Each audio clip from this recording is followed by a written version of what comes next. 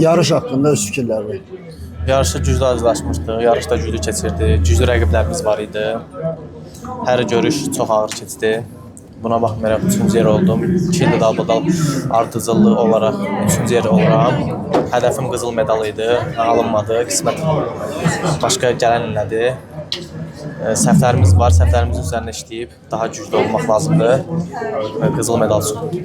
Öncədən nə planlaşdırırdın? Amma tam sən. Hansı görüşdən? İlk görüşdən nə planlaşdırırdın ki, ara kimi gedəcəksən? İlk görüşdən ancaq finala kimi, qızıl medala kimi fikirləşirəm. Qızıl olursa, qızıl olmasa da 3-cü yer. Uçmaq da olur. Amma hədəfim birincidən qızıl medal olur. 3-cü yer üçün güləşəndə fikrində var idi ki, öz həm vətəninlə güləşəcəksən.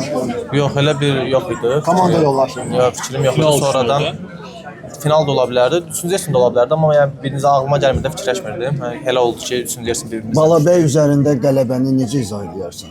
Yəni komanda yoldaşımdır. Yəni ikimizdən biri qalib gəlməli idi. Yəni mən qalib gəldim. Mən tərəfdən yaxşı oldu. Arduçlu ikinci bürünc medalında qeyd edildi. Qarigos üzərində qələbə daha əlamətdar, yoxsa Balabəy üzərində qələbə ilə əldə olunan bürünc? Əlbəttə ki, komanda yoldaşımı udmağını sevinmirəm. Yəni yaxşı aura olmur. Sevinmək də olmur. Mənim fikrimcə Qarigosun üzərində udduğum qələbə oldu. Balabəyin yarı final görüşünə baxırdınız. Baxırdım, mən orada biraz haqsızlıq oldu.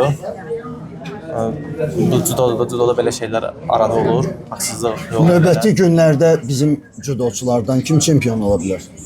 Çempion olmağa yaxşı uşaqlar var.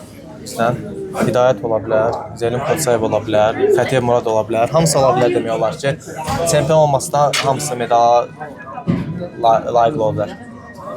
Bu Bakıdakı dünya çempionatında nə düşünürsünüz? Yəni bürünc medalı qızıla çevirmək mümkün olacaq. Əlbəttə ki, Keçən il olar. məsələn dünya çempionu olan İdmançıya məğlub oldu. Sanki ki unudurdunuz. Sonradan boşaldınız, arkadaşlar məğlub oldunuz. Yəni bir növ Bakı dünya çempionatında bu sığortalamaq fikriniz var mı?